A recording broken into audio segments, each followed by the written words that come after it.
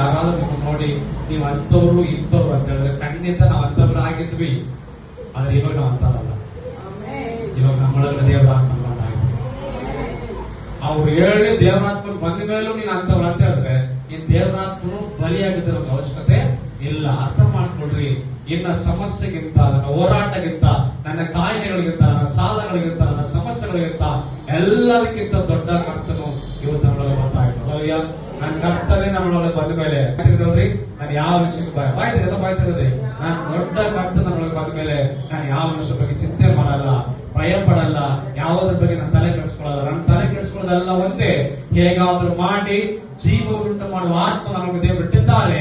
ಇದನ್ನು ಹೇಗಾದ್ರೂ ಮಾಡಿ ಅನ್ಯರ ಜನರಲ್ಲಿ ಸ್ಥಾಪಿಸಬೇಕು. ದೇವರು ಎಂತವರಾಗಿದ್ದಾರೆ, ನನ್ನನ್ನು ಎಂತವರಾಗಿಟ್ಟಿದ್ದಾರೆ ಎಂಬ ವಿಷಯವನ್ನ ಹಗಲು ರಾತ್ರಿ ಎಲ್ಲರಿಗೂ ತಿಳಿಸಬೇಕಿದ್ದೇ ನನ್ನ ಒಂದು ಮುಖ್ಯ ಗುರಿ ಆಗುತ್ತೆ. ಅವ್ಯ ಯಾವಾಗ ಅರ್ಥ ಮಾಡ್ಕೊಳ್ರಿ, ಯಾರಾದ್ರೂ ನೋಡಿ ನಿಮ್ಮ ಮೊಲಕಿನದಾಗಿ ನಿಮ್ಮನ್ನ ಕುಲೈಸಿನದಾಗಿ ನಿಮ್ಗೆ ನೋಡಿದ್ರೆ ಅವ್ರು ನೋಡಿ ಹೇಳ್ರೆ ಐ ಆಮ್ ಸೋ ಸಾರಿ, ಫಲಕ್ಕಿಂತ ದೊಡ್ಡವರು, ಫಲಹೀನತೆಗಿಂತ ದೊಡ್ಡವರು, ಕುಲಕ್ಕಿಂತ ದೊಡ್ಡವರು ನನ್ನೊಳಗೆ ಒಬ್ಬರಿದ್ದಾರೆ. ಆಮೇಲೆ ಯಾವಾಗಲೂ ನಾವು ಆತ ನಮ್ಮನ್ನು ಬಿಟ್ಟು ಸ್ವಲ್ಪ ಪಾಪ ಮಾಡದೆ ಬಿಟ್ಟಾಗಲು ಆಮೇಲೆ ಒಳ್ಳೆಯವರು ನಟನೆ ಮಾಡೋದಾಗಲ್ಲ. ನಾನು ಪಾಪ ಮಾಡಿದಾಗ್ಲು, ಕೆಟ್ಟವನಾಗಿದ್ದಲು, ಒಳ್ಳೆಯವನಾಗಿದ್ದಲು, ಎಂತ ಪರಿಸ್ಥಿತಿಗಳಿದ್ರು ದೇವರು ನನ್ನೊಳಗಡೆ ಇದ್ದಾರೆ. ಅಲ್ಲೂಯ್ಯ, ಅದನ್ನು ಗ್ರಹಿಸಿಕೊಂಡು ನಾನು ಮಗನಾಗಿ ಮಗಳಾಗಿ ಈ ಲೋಕದ ಮೇಲೆ ಸೈತಾನ ಅಂಧಕಾರ ದೊಡ್ಡದ ಮೇಲೆ ಬಲಿಷ್ಠರಾಗಿ ಕಟ್ಟಲ್ಪಡುವ ಹಾಗೆ, ದೇವರ ರಾಜ್ಯ ಕಟ್ಟಲ್ಪಡುವ ಹಾಗೆ ನಿನ್ನನ್ನು ನಮ್ಮನ್ನು ದೇವರು ಉಪಯೋಗಿಸಿದ. ಅಲ್ಲೂಯ್ಯ, ಮಗನ